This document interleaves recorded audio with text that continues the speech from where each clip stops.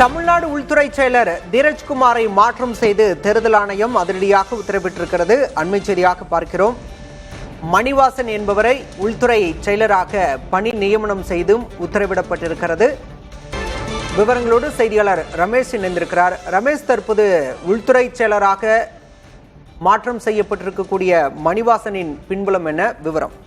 மணிவாசன் தமிழக அரசுடைய சுற்றுலாத்துறை செயலாளராக இருக்கிறார். அவர் மூத்த IAS அதிகாரியாக இருக்கிறார். கடந்த அதிமுக ஆட்சியில் பொதுப்பணித்துறை செயலாளராக பணியாற்றியவர் மணிவாசன் மூத்த IAS அதிகாரி. அவரை உள்துறை செயலாளராக தேர்தல் ஆணையம் நியமித்திருக்கிறது. தீரஜ்குமார் பொறுத்தவரை அவர் கடந்த 2 ஆண்டுகளுக்கு மேலாக தமிழக அரசின் உள்துறை செயலாளர், அதாவது தமிழக அரசுடைய IPS அதிகாரிகள் மற்றும் காவல்துறை அதிகாரிகளை கண்காணிக்கக்கூடிய ஒரு முக்கியமான பொறுப்பை வகித்து வருகிறார். குறிப்பாக தமிழகத்தில் சட்டம் ஒழுங்கு உள்ளிட்ட விஷயங்களை அவர்தான் முன்னின்று கவனித்து வருகிறார். இந்த நிலையில் உள்துறை செயலாளரை மாற்றியது ஒரு முக்கியமான விஷயமாகப்படுகிறது. தமிழக அரசுடைய முக்கியமான ஒரு பொறுப்பு தலைமைச் செயலாளர், அடுத்ததாக உள்துறை செயலாளர், ஹோம் செக்ரட்டரி என்று சொல்வார்கள்.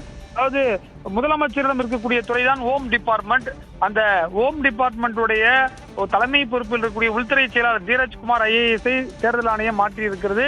குறிப்பாக பல்வேறு புகார்கள் வந்த அடிப்படையில் தேர்தல் ஆணையம் இந்த அதிரடி நடவடிக்கை எடுத்திருக்கிறது. ஏற்கனவே TVK மற்றும் அதிமுக உள்ளிட்ட கட்சிகள் எல்லாம் கூட புகார் தெரிவித்திருந்த நிலையில் உள்துறை செயலாளர் மாற்றப்பட்டிருக்கிறார். குறிப்பாக ஆங்காங்கே நடைபெறக்கூடிய சம்பவங்கள் மற்றும் எதிர்கட்சிகள் கொடுத்திருக்கக்கூடிய புகார் அடிப்படையில் இந்த உள்துறை செயலாளர் மாற்றப்படுகிறார். தமிழக அரசுடைய நீங்க கூட பார்க்கலாம், IPS அதிகாரிகளுடைய பணி மாறுதல் உத்தரவு வரும்பொழுது அதனுடைய கீழ்ப்பகுதியில் இருக்கக்கூடிய கையொப்பம் உள்துறை செயலாளருடைய கையொப்பம் தான் இருக்கும். ஏனென்று சொன்னால் ஒரு IPS அதிகாரியை SP-யாக மாற்றுவதோ அல்லது அவரை வேறொரு மாவட்டத்திற்கு மாற்றுவதோ அல்லது அவரை சஸ்பெண்ட் செய்யக்கூடிய அதிகாரம் அனைத்துமே உள்துறை செயலாளரிடம் இருக்கிறது.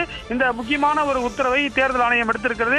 தமிழக அரசுடைய வரலாற்றில் தேர்தல் வரலாற்றில் இதுவரை பாத்தீங்கன்னா இது போன்று உள்துறை செயலாளர், தலைமைச் செயலாளர், DGP, சென்னை கமிஷனர் என 4 முக்கியமான அதிகாரிகளை ஒரே நேரத்தில் மாற்றியதில்லை. இது ஒரு முக்கியமான தேர்தலாக இது பார்க்கப்படுகிறது. பாலா.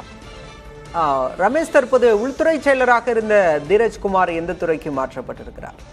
தீரஜ்குமாருக்கான புதிய பணியிடம் இதுவரை அறிவிக்கவில்லை. அவர் காத்திருப்பு பட்டியலில் இருப்பதாக தான் தற்போது நமக்கு தகவல் வந்திருக்கிறது. அவரை தேர்தல் ஆணையம் விடுவித்த பிறகு தமிழக அரசு அவருக்கு ஒரு மாற்று பணியிடத்தை கொடுக்கும் என்று சொல்லப்படுகிறது. சுற்றுலா, கலை, பண்பாடு உள்ளிட்ட 3 துறைகள், இந்து சமய அறநிலையத்துறை ஆகிய 3 முக்கியமான துறைகளுக்கு செயலாளராக இருப்பவர் தான் மணிவாசன். அவர் ஒரு மூத்த IAS அதிகாரி. அவருக்கு தமிழக அரசுடைய அந்த விஜிலன்ஸ் கமிஷனுடைய செக்ரட்டரியாகவும் அவர் இருக்கிறார். எனவே அவருக்கு ஒரு முக்கியமான ஒரு பொறுப்பை தேர்தல் ஆணையம் கொடுத்திருக்கிறது. அவர் இன்று இரவுக்குள் பொறுப்பேற்பார் தலைமைச் செயலகத்தில் எதிர்பார்க்கப்படுகிறது. ஏனென்று சொன்னால் இது கடந்த 3 உத்தரவுகளுமே DGP, தலைமைச் செயலாளர், அதே போல சென்னை கமிஷனர், போலீஸ் கமிஷனர் 3 பேருமே உடனடியாக பதவியேற்றுக் கொண்டார்கள். எனவே இவரும் உடனடியாக பதவியேற்பார். அவரிடம் கொடுக்கக்கூடிய புகார்களுக்கு விரைந்து நடவடிக்கை எடுக்க வேண்டும் என குறிப்பாக எதிர்க்கட்சிகள் சார்பில் கோரிக்கை வைக்கிறார்கள். பாலா.